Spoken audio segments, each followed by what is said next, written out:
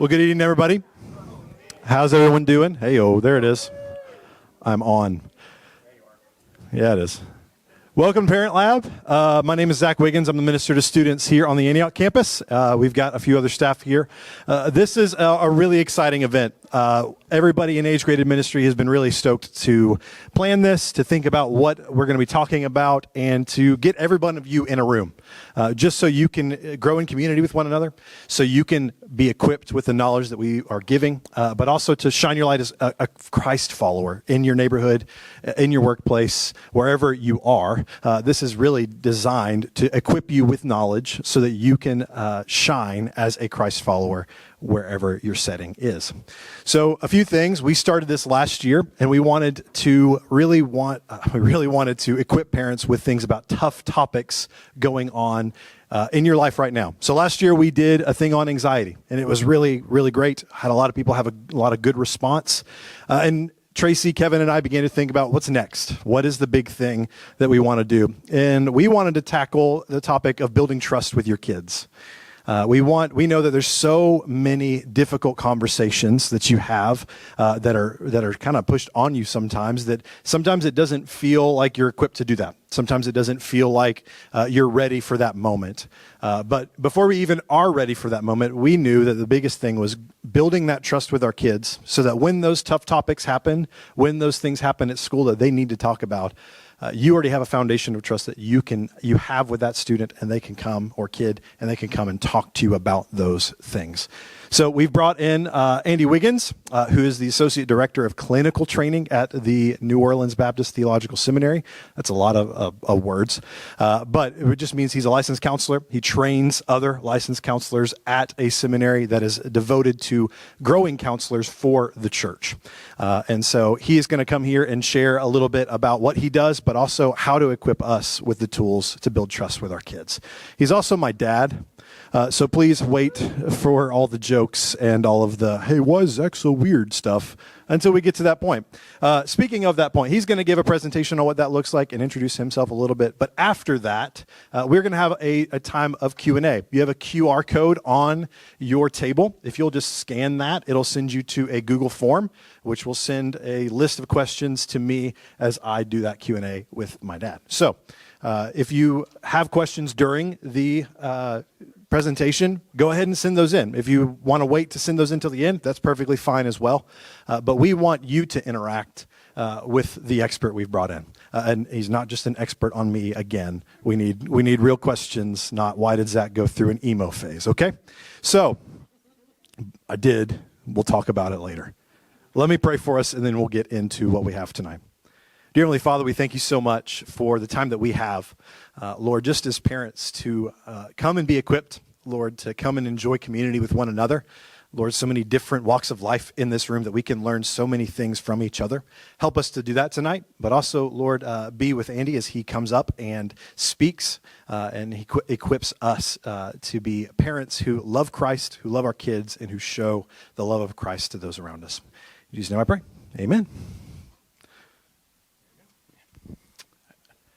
Okay, so I am Zach's dad, but I am also all the things that he said. So I do work at New Orleans Baptist Theological Seminary. My title is Associate Director of Clinical Training. That's a really long title. Really what I do is I supervise a bunch of supervisors. And so while students are going through their master's degree, no matter where you're getting it, Louisiana or anywhere else, you have to have so many face-to-face hours with clients before you can graduate. And so our school is no different. We require our students to do that. We have a counseling center on site for that. But then they have to have supervision once a week with the supervisor. We have a bunch of people who do that. I do some of it. I'm supervising 7 students this semester. I do some teaching as well. Zach's, I kind of was like, hey, I'm just coming to talk, and hey, I've been a parent a long time, and I've got a bunch of kids, and I fostered for a long time. And then he sent me Tracy's write-up, and it had things like trauma-informed in it and attachment research in it. And I was like, oh, that's what I'm doing. Okay. So luckily, I can do that. And so I do want to talk about some of those things. And so when we talk about like hard conversations with our kids, what comes to your mind? Just holler out for me. Sexuality. That's a topic, right? It's one that seems to be in front of our faces a lot right now.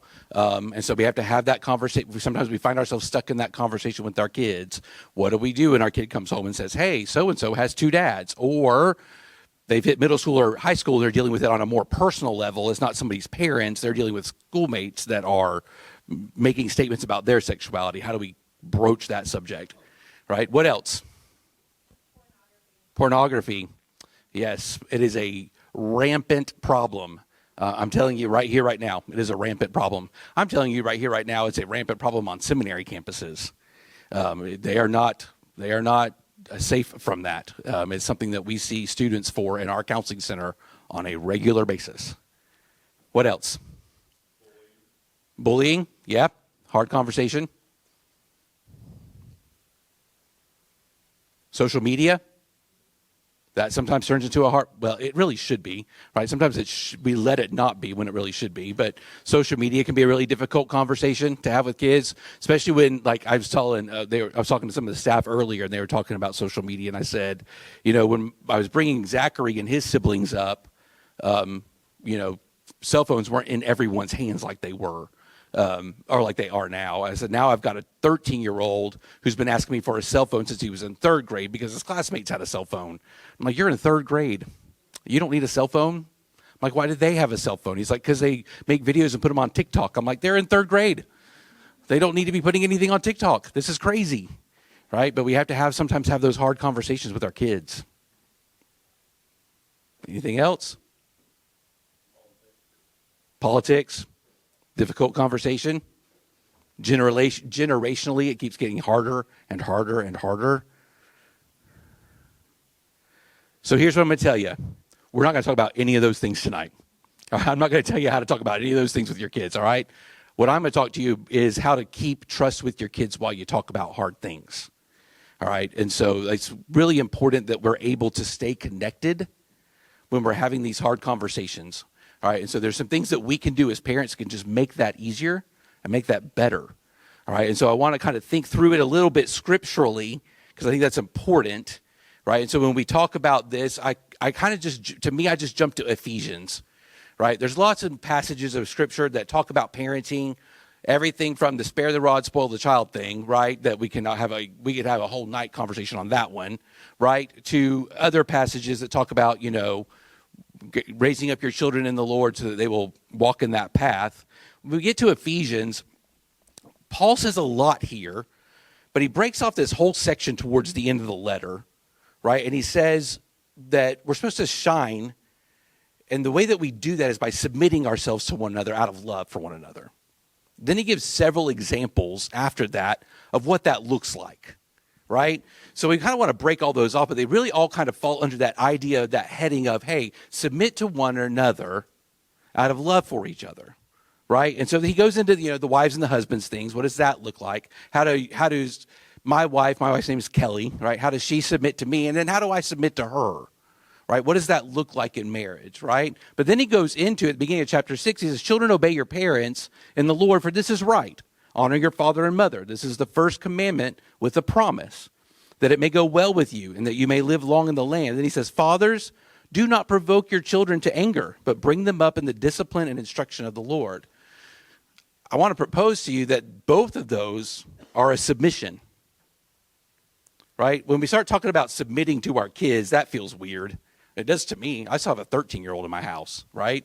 I'm usually just arguing with him to take a shower, right? And so, I don't want to submit in that moment. I need him to take a shower. He literally smells bad, right? And then I say, you don't smell good. He goes, well, that's offensive. I'm like, well, so's your smell. So, that's, in those moments, guess what's not on my mind? I need to submit to my child in some way, right? But there are areas where I can submit to my child in a way that helps me build trust with my child, all right? And so I want to kind of think through that, through kind of that lens of what does it mean to build trust with my kids. So when we talk about connected conversations, I really want to focus more on the connected than the conversations, but how do we have these kind of conversations? How do we have these ones that seem like there aren't really good answers and we're not going to always agree on these things, but we can do it and still remain connected? So again, It's not about having perfect answers. It's about staying emotionally connected. All right? So that's pretty important. Nobody in the room is expecting you. I don't expect myself to have perfect answers for everything.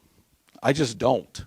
Right? I get stumped all the time. I get stumped by my children. I get stumped by my students. I get stumped by fellow faculty members. I get stumped by everybody, right? They'll ask me a question. I'm like, oh, that's a really good question. I don't know. So that's not hard, but I can go into that knowing like, hey, that's really not, like, that's not my job. It's not my job to have all the perfect answers. Only one person has all the perfect answers, right? So thankfully I can talk to him, but he's the only one who has perfect answers. I don't. What I need to do in that moment is how do I stay emotionally connected to my kid when he or she is asking me really hard things and I don't feel like I have good answers, right? And so how do we respond when we don't feel like we have good answers? We get cagey. Maybe we get worried or anxious. Maybe we kind of say like, we don't need to talk about that. I don't want to talk about that. We kind of shut the whole conversation down. And none of those things are really emotionally connected, right? So I want to talk about how to do that, all right? So why do hard conversations feel so hard? Right? So we have a fear of saying the wrong thing, right? What if I don't say it right? What if I don't tell them what they really need to know? Right? And so it's pretty important that we, don't let that get in our way, right? Our own upbringing sometimes gets in the way, right? Maybe you were raised in a household where you just didn't talk about that kind of thing. It was not okay to talk about that kind of thing. And now your kid's asking you about that thing. And so it gets weird and feels weird to talk about it. And you don't know how to say it. And you just feel like maybe we shouldn't even be having this conversation. So all these things are going through your brain. And our own upbringing can get in the way, right? Sometimes children's emotions get big. All right. Anybody ever have your child's emotions get too big for you? Anybody have that happen on a weekly basis? Not just me? Yeah, okay. Yeah, so like sometimes we have a hard time managing how we're going to help them manage their emotions, right? I want to talk about that a little bit today as well. All right? They can have really awkward questions. Sometimes it gets really weird, right? I have a kid that's in public school in New Orleans. It gets really weird sometimes, right? He'll bring something up and I'm like, what? Right? And I've had a lot of interesting conversations with kids being a counselor in New Orleans. I think one of my funniest ones, kind of funny, it was jarring in some ways, but I was working with this kid who had been in and out of foster care and had a lot of issues going on that he really needed some help with. And he asked me if I had a girlfriend, and I said, no, I'm married. And he said, but you don't have a girlfriend? And I said, no, you're supposed to stop that when you get married. And he looked at me like that was news, like he had no idea. And I said, hey, man, can we get back to what we're doing? Like, I don't want to get off subject. And so he's like, yeah. And then we're sitting there. He's kind of writing what I need him to write there. And then all of a sudden, out of nowhere, he goes, you better watch out for them white women. They'll call the cops on you. And I was like, that's an insight into his life. That's scary, right? And so, like, sometimes it gets really awkward really fast because you're like, I don't know how to respond to that, right? And so you got to be careful sometimes to, like, you just can find yourself in a really awkward conversation. And you get overwhelmed.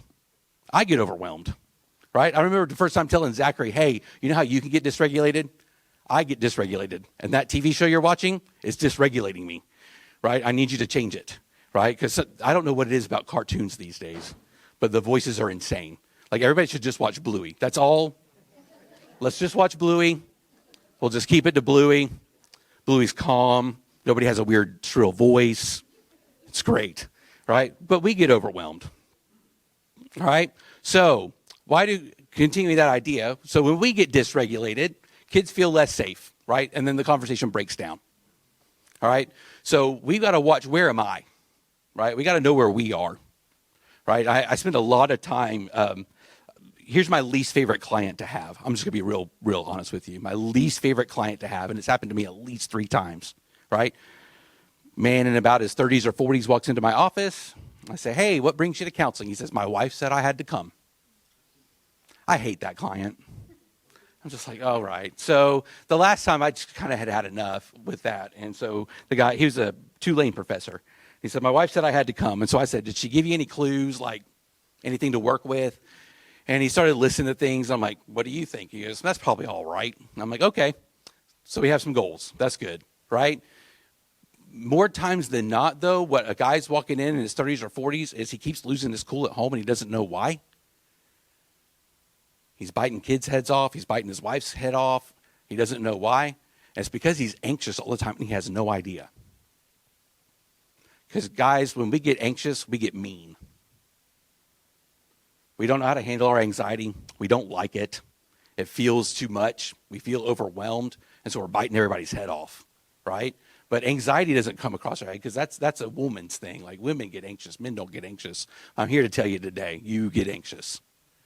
All right? And so when we get dysregulated, right, and we're biting everyone's head off, or we get dysregulated and we just kind of shut the conversation down because it's too much for us, right, we can't really help our kids.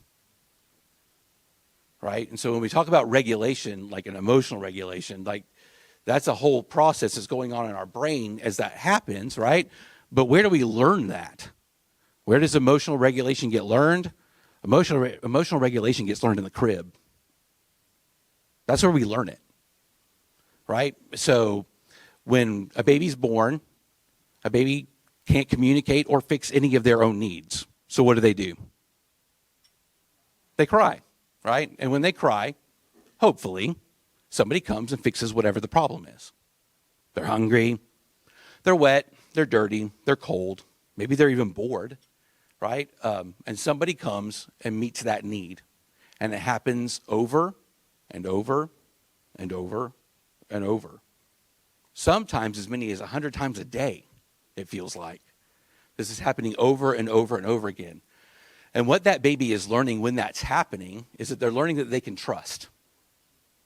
That's where trust is learned, is in that process, right? It happens that early, right? We know that the ability to remember things starts happening at 18 weeks gestation, right? They can start remembering when they're 18 weeks in the womb. Their brain's already developed the ability to remember things. So that's how they know your voice when they come out, right? That's how they kind of know your movement. They know things about you already when they're born. And when you're the one who keeps meeting that need over and over and over and over again, they learn, I can trust this person because my needs get met when I make a noise, right? So that's where we learn trust, right? So that's where it kind of gets difficult when we start working with kids from hard places. So I have a 13-year-old who spent the first 7 months of his life in a crib a lot because mom's boyfriend would go to work and lock her in the closet. And he would just be left in the crib all day. And so he finally got to the point where he had a diaper rash get so bad that it had gone septic, and they took him to the hospital, and CPS got called, and we took him. We got called to take him. He was very, very sick. Kelly stayed in the hospital for 2 weeks, right? And so we've had him since he was 7 months old. We nursed him back to health. We've raised him. We've been mama and daddy for a very long time. Really wasn't our plan. We got into foster care saying we're open to adoption, but let's kind of keep it in the age frame that we've already got, right? And we did with one adoption, right? And then we got Leo. We had several babies come through our home. We were like, when it got to that point of adoption, we're like, hey, we're in our 40s. Let's find a young couple. There's a bunch of them that want a baby. We're not them. We're not young, and we really don't want a baby. And but because it was a complicated case for a lot of different reasons, Leo was in our home till he was 2.5 before it moved to adoption. So by that point, we were mom and dad. He didn't know anybody else. He was calling us mom and dad, and moving him at that point felt cruel. So I have a 32-year-old back there, and I have a kid that just turned 13 at my house. But because of those first 7 months, he still really struggles with emotional regulation. Emotional regulation is still a really big deal for him. It's really, really difficult. We've grown leaps and bounds, a lot of therapy, a lot of work on mine and Kelly's part, working on ourselves while we work on with him. But it really is learned in that first year. So much of it is learned. That's where we learn emotional regulation, right? So when we start talking attachment, man, that's a big ball of wax, a really, really big ball of wax. But when we start talking attachment, that's what we're talking about. That ability to attach to other human beings that ability to have healthy relationships, that ability to healthily express my emotions with other people, I learned that in my first year of life. And if that gets missed, there's a lot of work to do to make that up. Right? And so that's kind of what we're talking about. Like, as I'm having grandchildren, and I keep having grandchildren, because I have a lot of children, I keep telling them, like, hey, that first year of life, especially like the first 8-9 months, don't ever ignore them. Right? I don't care if you think they're just crying because they're being a pain. Go pick that kid up. Right? They need to know that if they cry out, someone's coming. Right? Even if it's just to calm them down for a minute and put them right back down, that's fine. Right? Because you may actually know there's nothing wrong with you. You're just wanting to be held, and I can't do that right now. Right? That's real. But go, soothe. Right? They can't soothe themselves at that moment. They need you to do that for them. Right? When they hit 2 and 3, 4 and 5, 6 and 7, 8 and 9, you need to become a co-regulator, right? They're learning to regulate their emotions, but they don't have it down yet. You need to be the co-regulator, right? Somebody who helps them do that, right? That's where we kind of get ourselves in trouble because they've lost their cool and we're tired of them losing their cool. So what do? We lose our cool and we're no longer a co-regulator, right? So a dysregulated adult doesn't regulate a child ever, right? So we got to keep it together. When I used to train foster parents, and I did that for several years, I used to always say, I just need you to remember you're the grown-up. Right? The 5-year-old's going to lose their cool because they're 5. We shouldn't expect a 5-year-old to always have their emotions regulated. Right? It's not helpful to adultify a 5-year-old with that. It's not even really helpful to adultify an 8-year-old with that. Right? And if I need my 8-year-old to keep it cool so that I can keep it cool, that actually says more about me than it does about my 8-year-old. Right? And so I really need to be a co-regulator, which means I've got to keep my cool so that I can help my 8-year-old keep his or her cool. Right? And so that's where it kind of becomes important that we learn to be a co-regulator. And when we do that right, we do that well, right? Then kids grow up and they become pretty good self-regulators. Right? Sometimes we don't get that. I can sit here with my own upbringing and think I can see that. And I had good parents. I didn't have bad parents. I have great parents. They're still great parents, right? They're in their 70s now and they're dealing with some health things. And sometimes my sister and I are on the phone going, but I have great parents, but I can still see where they kind of missed the ball sometimes, right? And I can see where I had to struggle sometimes through my 20s to kind of get my act together because I didn't have it yet. I just didn't. So when we talk about that, what is attachment-based parenting, right? So the core idea is that kids need a secure base and a safe haven, and that needs to be you. All right? They need a secure base, and they need a safe haven, and you need to be that person for them. All right? We want our kids to come to us when they have questions about sexuality. We want our kids to come to us when they have questions about pornography. We want our kids to come to us when they have questions about social media. Right? If we're not a safe base and if we're not a secure base and a safe haven, they're going to go somewhere else, and who knows what they're going to be told. Right? I want the awkward question. I want the weird question. I want the uncomfortable question because I want to be the one that answers it. Right? So I've got a kid in public school. I don't even trust his teachers to answer those questions. Right? I want to answer those questions, right? Secure attachment is when a child feels safe enough to come to you and strong enough to go out in the world. So that's what that looks like. Both things are happening, right? They're able to do that. When we look at secure attachment, when we look at all that, do all those studies, you can watch video after video after video after video about secure attachment in children, right? And sometimes we have it all wrong.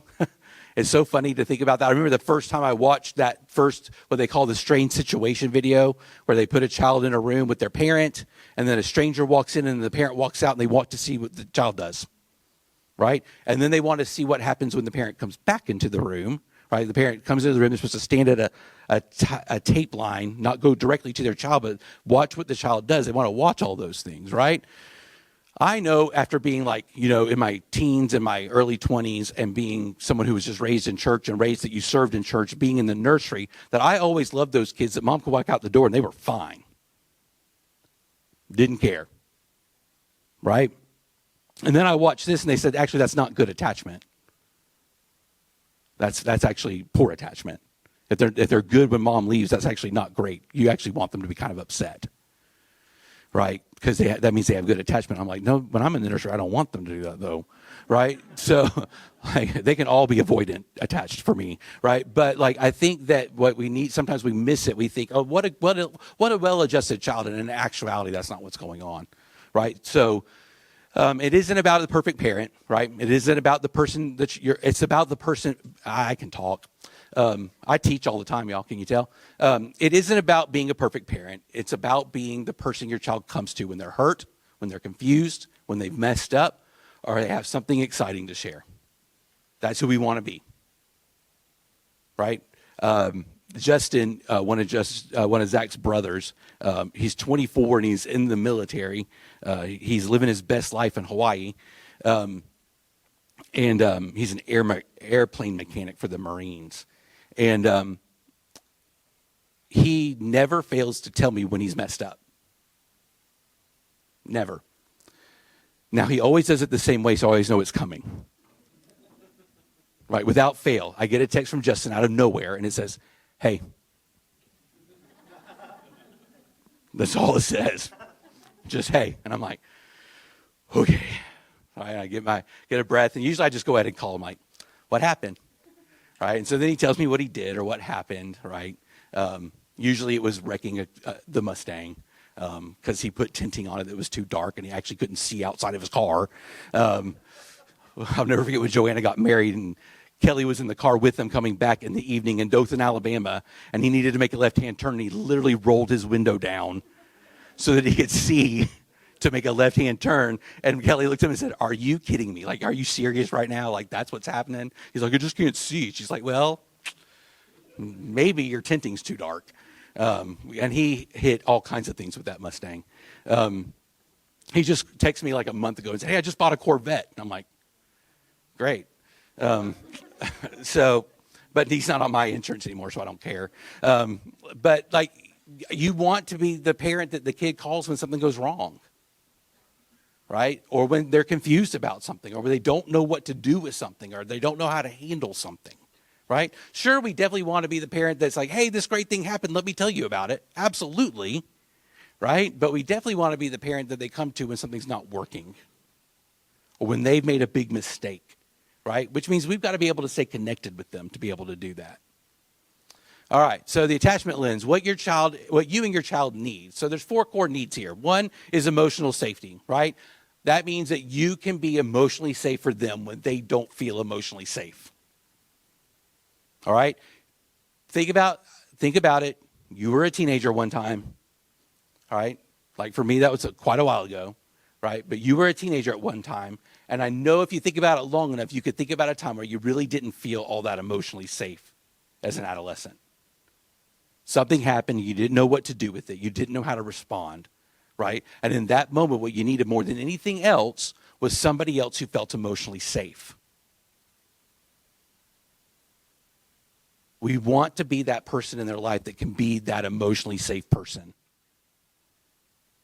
right? As somebody who did youth ministry for 20-something years, I watched it again and again and again. Teenagers who didn't feel emotionally safe with their parents, but they felt emotionally safe with the kid that you didn't want them feeling emotionally safe with.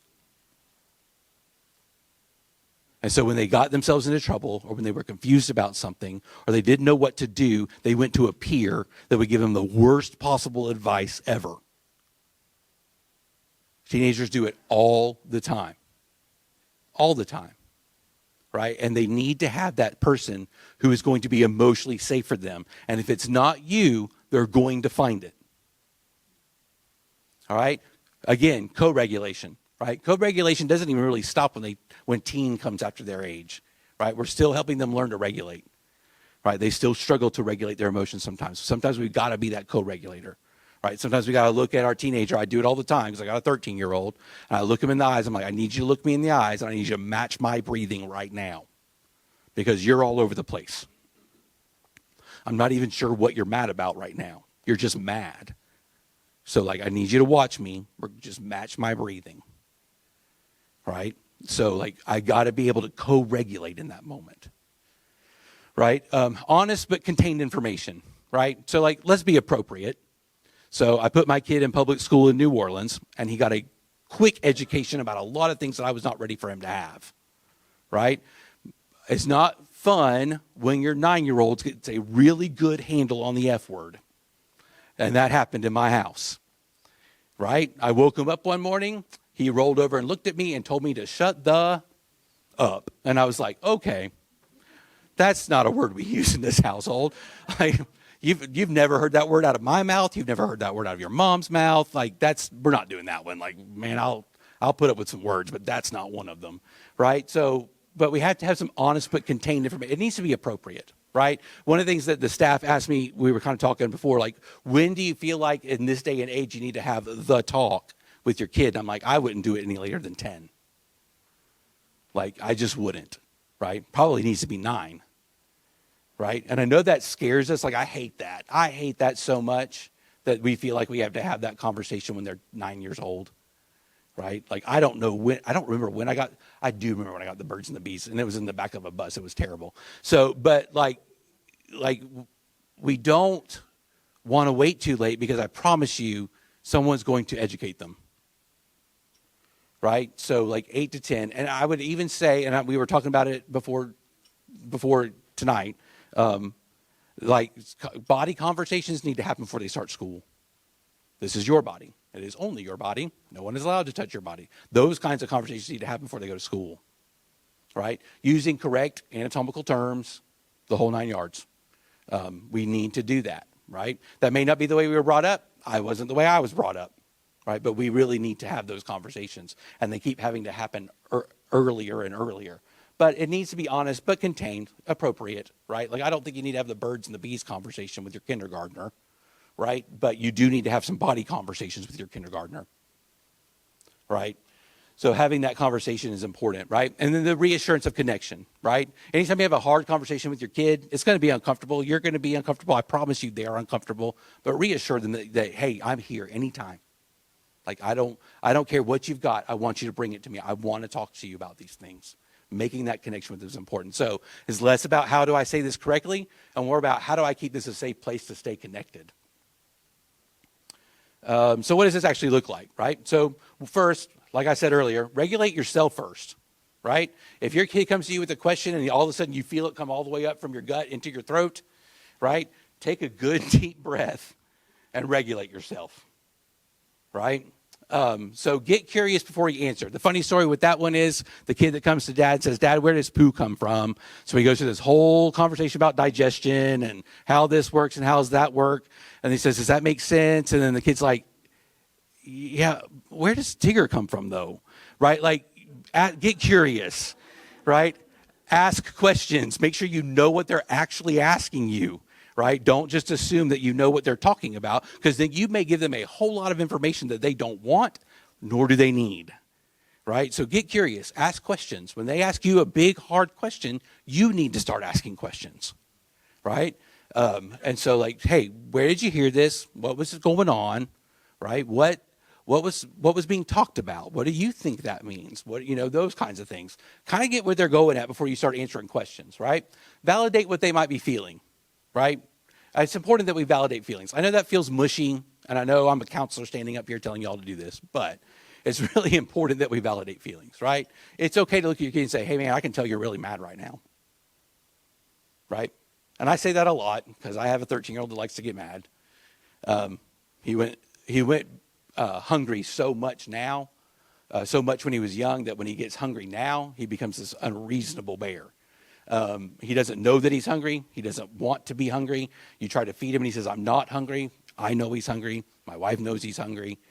He's literally the Snickers bar commercial in that moment, and he just needs to eat something, right? And then he usually can regulate himself once he's gotten something in his stomach, right? But I say it a lot. You're allowed to be mad. you're not allowed to be mean. Right? I have to say that a lot, right? You're allowed to be mad. You're not allowed to be mean. Being mad's not wrong, right? Being angry is not wrong. It's an emotion, right? Emotions aren't inherently wrong in and of themselves. They're just emotions. I like to teach my adult clients and my teenage clients, emotions are just clues. That's all they are, right? They're not truth. That's a terrible way to live, right? If my emotions are my truth, what a horrible way to live, right?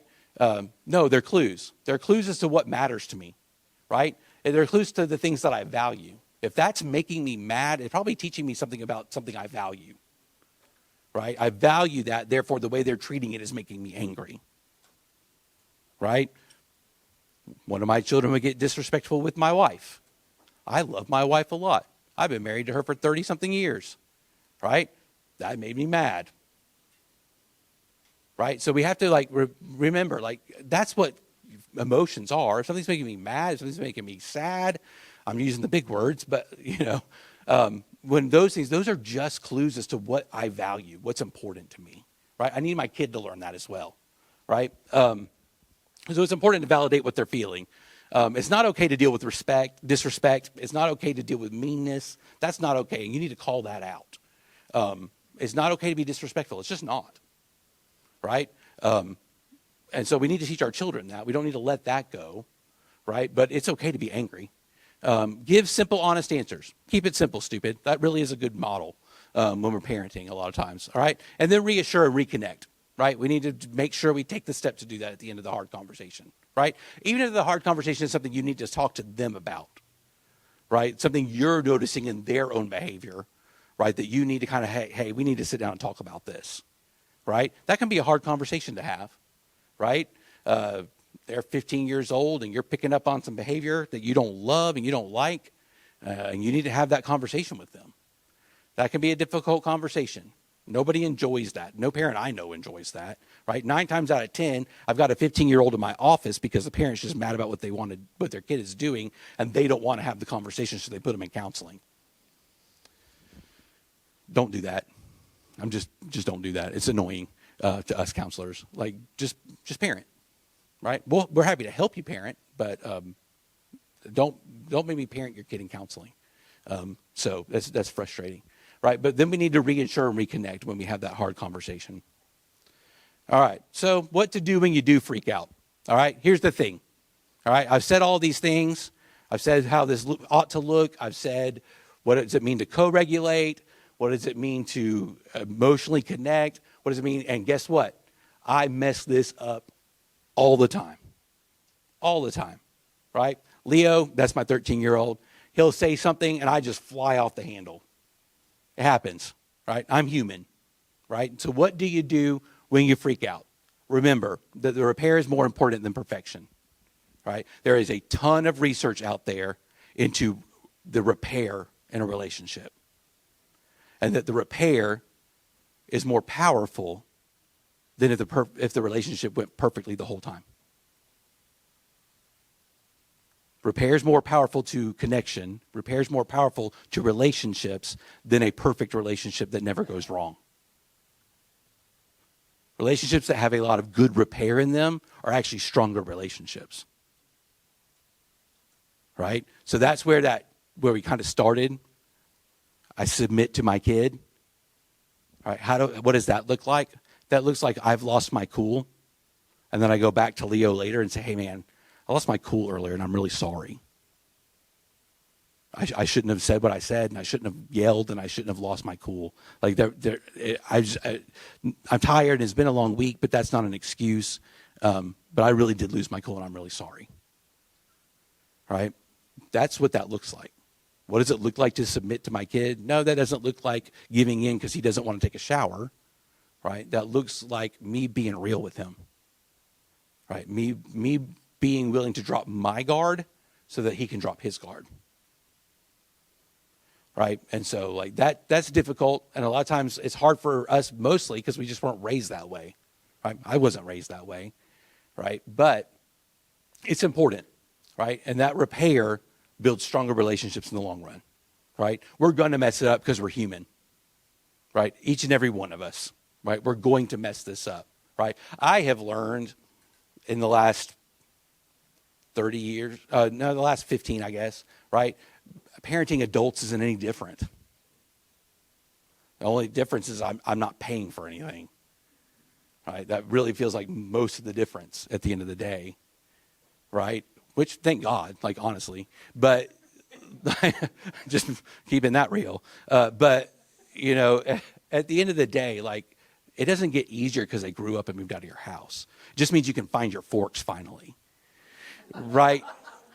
And so, like, I know when all of my boys, when Justin finally moved out, that was the last boy to move out of my house. I was like, all of our forks. Kelly's like, they were all in Justin's room, right? And so, like we were like working off of 3 forks. It was crazy, right? And so, like, but it doesn't stop being hard, right? And you don't have to stop having these hard conversations, and you don't have to stop doing repairs, and you don't have to stop doing any of these things just because they're grown and don't live with you anymore, right? It's a lifelong thing, right? And so, like, I think it's a good lesson to learn. It's not always an easy one, and again, you're going to mess it up, but like that's where we're at. Like, my job in this moment is to be emotionally available to my child, right? So that he or she could be emotionally vulnerable with me, right? So that means I got to drop my guard, right? Appropriately, right? Don't be an overshare with your kid. That's not okay, right? Like, don't parentify your children. That will land them in therapy. But, you know, like, it's important to be emotionally available to your kid, right? And to be real with them. And I think I'm done. Yeah. I've never been good at this. Like, in class even, I'll be like, all right, well. And I just have a bunch of undergrads staring at me. And I'm just like, I'm tired of listening to me talk, so. Give Andy a hand, please.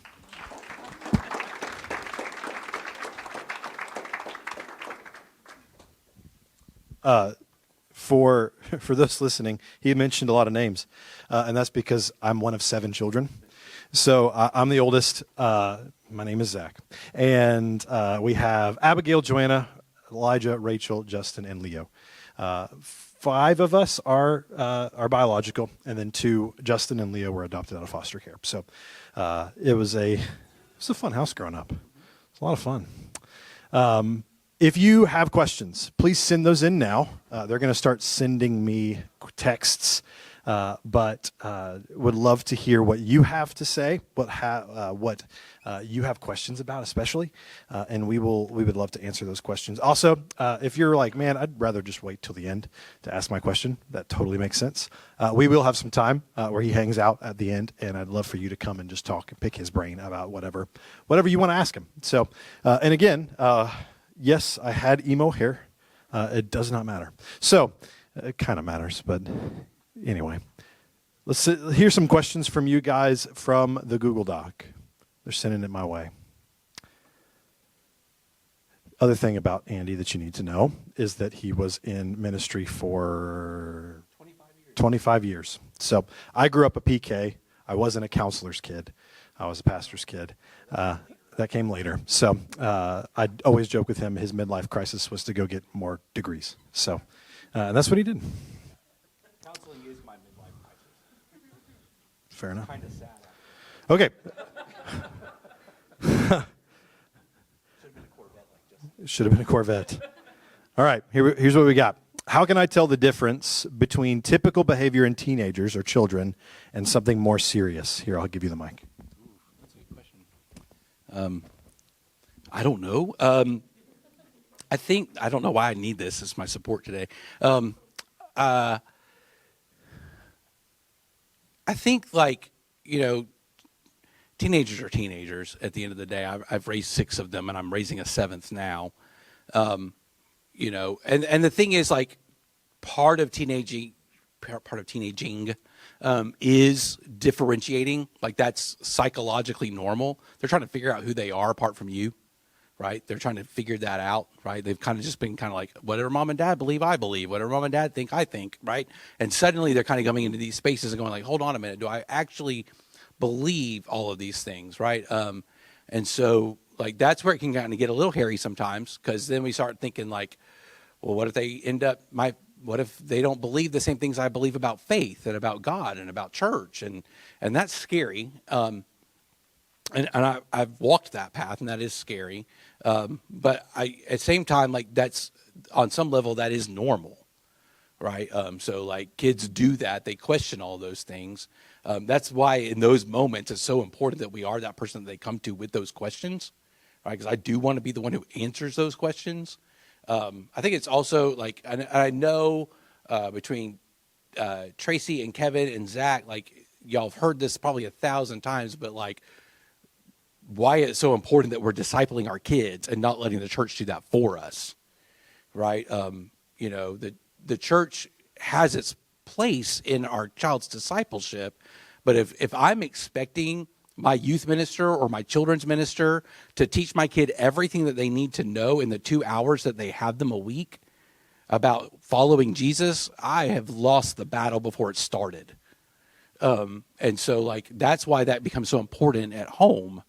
Right. And so, and this is probably extreme. I literally made all my kids read systematic theology. I just did. I was just like, y'all going to read this? That's part of their high school years. I was like, y'all don't have a choice, because I need you to know this stuff. I need you to know it. Okay. So I want you to read this chapter, and we're going to talk about it. Right. And so, you know, and again, that's extreme. I'll own that. Okay. Now you know why I am the way I am. I'm going to go to the next question. Where should I set boundaries versus where should I be flexible? That's a really good question. I think that's a cultural thing on some level, but you know, every family is going to be a little bit different on what they're willing to accept and what they're not willing to accept. I think it's fair to say, like, I'm willing to say, hey, these are some rules that just I'm not willing to budge on. Right?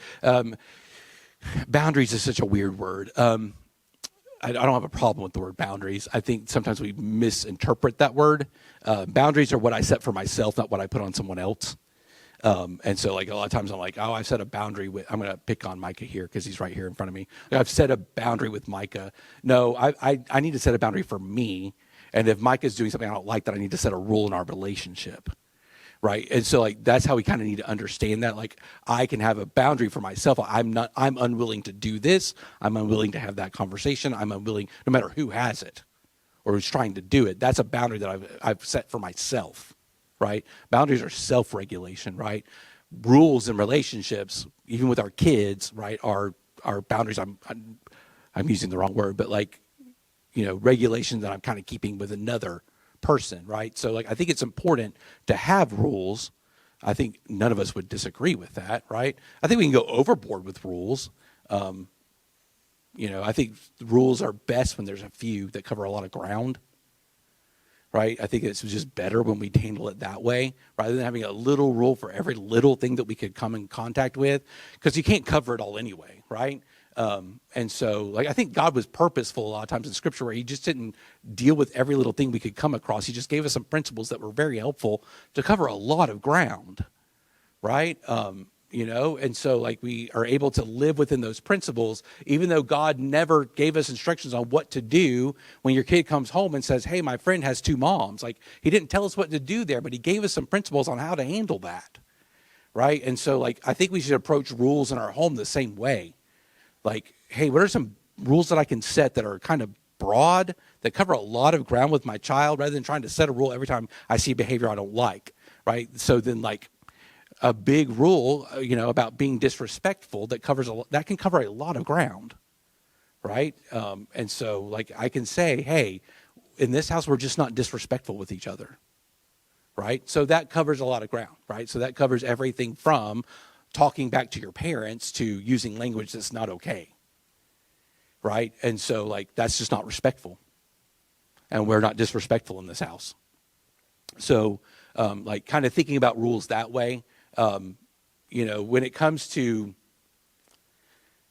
I don't know, I'm trying to think, like when Joanna decided she wanted to dye her hair blue, I didn't love that, just being honest, right? But she dyed her hair blue, and it was okay. right? I'm actually, as I've gotten older, I don't care anymore. Like, I think that's, maybe it's because I'm an undergrad professor. I just see a lot of crazy stuff, even in a seminary. I'm just like, whatever. I've learned just not to care about a lot of things. Like, that's just not a big deal. Like, I think, I'm going to say a word that's not a great word real quick here, okay? But like when Zach was coming up, if he had said the word crap, we probably would have had a problem, right? When Leo says crap, I'm thankful he didn't say the F word. Like, I'm just like, we're just going to roll with it, friends. So at some point you got to say, okay, this is where we are, right? And this is what we're going to do, right? And so we had some really good friends who came and visited us. They wanted to go to some Mardi Gras parades. If y'all want to go to some Mardi Gras parades, let me know. I'll take you to the right ones, and we'll have a good time, and then we'll go home. They were around Leo for the first time, and I don't remember what he said. It wasn't nice, but it wasn't off the charts. But so Jonathan just looked at me, and I was like, dude, man, I'm just picking my battles at this point, right? And so, yeah. I don't know if that was even helpful, honestly. Yeah, I wasn't allowed to say the C word. All right. What struggles do kids have that most concern you right now? Body image. That is killing kids today, boys and girls. It is killing them. When I, in my own counseling, in the 7 students that I'm supervising right now, where I have access to all of their cases and they have adolescents, body image issues are huge. It almost sounds like a cop-out to say it, but it's true. Social media is killing us in this department. It's absolutely killing us in this department. And our kids are growing up with a very distorted idea of what they're supposed to look like. And if they don't fit that exact image, it's literally killing them. It's awful. And then, I think all of us kind of know this, but we thought the sexual revolution happened in the 70s. It's still going. And it's catching our kids. And it's catching them in some really scary ways. The amount of teenagers that I have, female students that I supervise that are seeing teenage females who have been sexually assaulted is insane. And so it almost feels overwhelming sometimes. And you wonder how are we even going to protect our kids from this? But those are the 2 things that I think are really hitting our teenagers hard.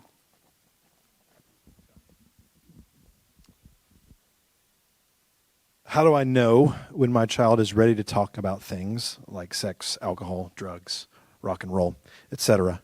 Rock and roll was not part of that question, but I added it. Okay.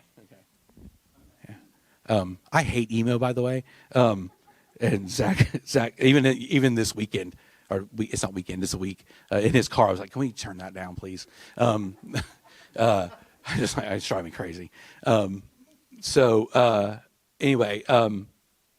How do we know? I think the goal as parents is to stay ahead of the game, right? So that's why I'm saying have that body conversation before they hit school, right? Talking about body anatomy, talking about what's okay and what's not okay, what's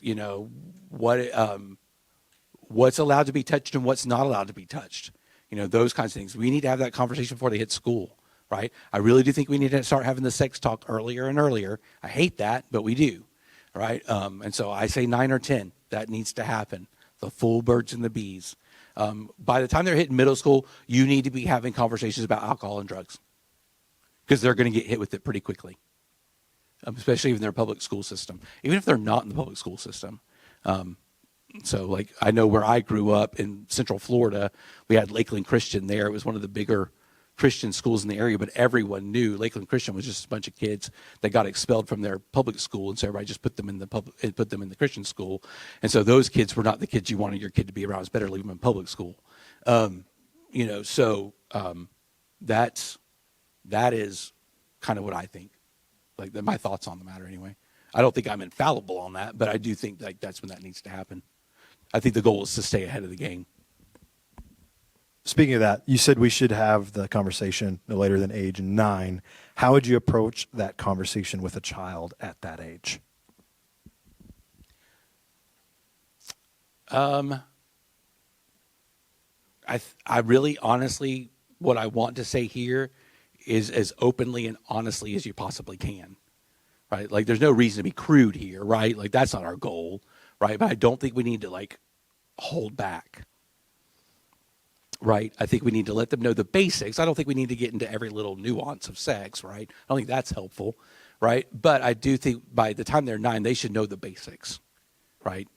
They should understand that this is how someone gets pregnant, right? They should understand that there are a lot of lies out there about how you can't get pregnant, right? I just remember teaching. I remember teaching right as I got out of college. I taught first grade for about half a year, and then heaven came down and glory filled my soul, and I never did that again. But I was a first grade teacher, and we had a third grader who had her first period. So it's not like we're dealing with like, this isn't going to happen to them, right? We need to deal with some of these realities. And I know 9 feels so young for that, but we need to have that real conversation with them. There's some really good books in the library. Yeah. A ton of book. Yeah. Yeah. Yep. What did you mention? Yeah. Raise your hand when you get it, Micah. The other thing on that, as the student minister, let me just tell you, by the age 9, they might already know. You might be like, hey, let's talk. And they'll go, yeah, I don't want to talk about it. I already know all that stuff. And you're like, oh, okay. Don't not have the conversation. Yes, continue to still Because have they it. probably need some clarity that they don't have. Yeah. Micah, what's the book? Called The Talk, 7 Lessons to Introduce Your Child to Biblical Sexuality. Okay. I'm going to be posting an article after this, just with all the resources outside of the ones on the table. So I'll include that one on our list. So. It talks a lot about how to keep the conversation of biblical sexuality going, and when things like body discussions need to happen earlier on, and early conversation about sex with your kids and stuff. And it's an incredible resource. It's not like a one and done book type thing. It's a recurring conversation that's encouraged. The book's only 46 pages long. I mean, that's all. Yep. There you go. There's another really good one that's God's Design for Sex. Yes. And there's one that starts at like 4 years old and it's super basic, and then there's like 4 books that go along with it. Great. So that's where we started. Awesome. Switch it up a little bit. What do you do when you and your spouse have different views / approaches to discipline and other parenting choices? You don't want someone to always end up the bad guy. That is true. So that is difficult, and that's something that I think you should seek a lot of wisdom on. Like if I'm not on the same page as Kelly, we're probably going to someone else. We're not just trying to solve that on our own. When you look at I don't do couples counseling if I can help it, but that's a thing. But I just feel like I shouldn't be there. Like when I'm in couples counseling and I'm the counselor and like they're fighting, I'm like, I shouldn't. I'm going to give y'all a minute. Like I shouldn't be here. And then I'm like, oh yeah, I'm the counselor. I'm supposed to interrupt. Yeah. And so, but anyway, so I don't do it a lot because I'm just not good at it. But what was the question again? What do you do when your spouse? Oh yeah. Good. So then like that is I think y'all got to be able to get on the same page where discipline's concerned, and it is not fair for one parent to always be the disciplinarian. It's just not fair, right? And so that's it's just not helpful to the situation. There's a lot of resentment is built in that situation. And so you got to figure out like, okay, if one is super uncomfortable with discipline at all, can we find a discipline style that we both agree with, that we both feel like we can do? Right. And that's where you got to land. Right. So that may mean that you may be dead set about something. right? And you may have to give that thing you're dead set about up, right? And I've had that conversation with plenty of parents, right? You start fostering after you've raised a bunch of your own kids. Guess what? You can't do the same. You can't discipline the same at all, right? Like we had to completely relearn to parent when we became foster parents because we just couldn't do anything the way we'd done it before, right? And so we had to figure like, okay, all these things that we've always used as regular tools in our parenting for discipline are off the table now, right? So we've got to figure this out. And so, you know, we kind of figured it out together, right? And we didn't always agree about it, but we eventually were able to get on the same page, right? I think it's important to know, like, in this area, yeah, you really do need to get on the same page. I think it's important to know, like, no marriage, everybody's completely on the same page. That's not a thing, right? Like, even, like, the big wigs in couples therapy, the Gottmans, you know, they're like, there's the unsolvable problem. Every marriage has the unsolvable problem. I think that we're just never going to get on the same page about, right? And hopefully, prayerfully, it's something that's not something that's all that consequential, right? So like Kelly and I will never, ever, ever have the same eschatology. We're just not gonna, right? We disagree on that completely. That was kind of a joke, but it went over their heads. But but that's okay. Like it doesn't matter. All right, we've got room for one more, and then we will get you the books that you signed, and we will have some time for questions at the end. This is the last question. So, what do children at any age most need from their parents? What are one or two key things parents can say or do to build or repair a strong relationship with their child? And I'm just going to put that in front of you just so you have a reference. I think that the main thing that needs to happen there is like we've got to build safety with our kids. We've got to be that safe person, right? And everything that means, right? So it doesn't just mean that, hey, you can come to me with the hard things and I'll listen to you, or that you can come to me when you're having a really hard day and I'll be patient with you. I'm also the safe parent because I'm willing to look at you and go, absolutely not. That's safety, right? Setting down rules and saying, we're not doing this, that's a no-go from the start, right? That's safety.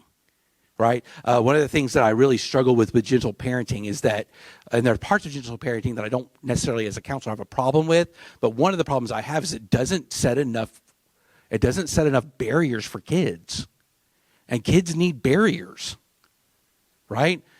We got a whole bunch of people walking around here with a prefrontal cortex that looks like an unfinished attic. Why are we letting them make decisions?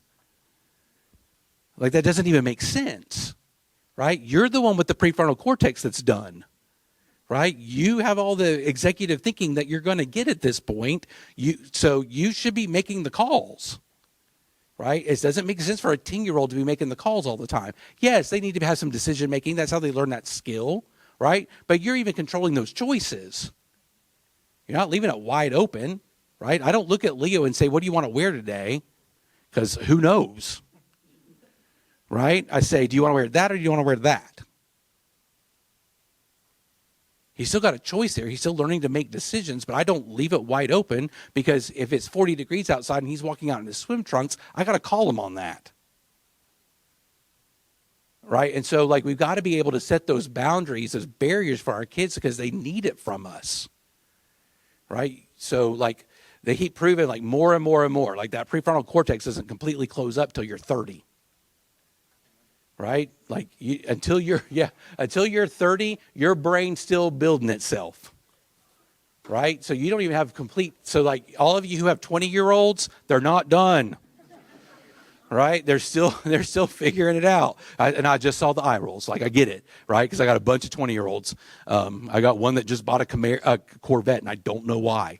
Right? And so he's in Hawaii. What is he going to do with that when he's done? So I have so many questions.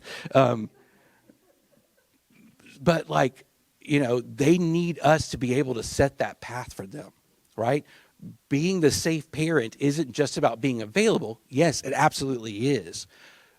Being the safe parent isn't just about being emotionally approachable.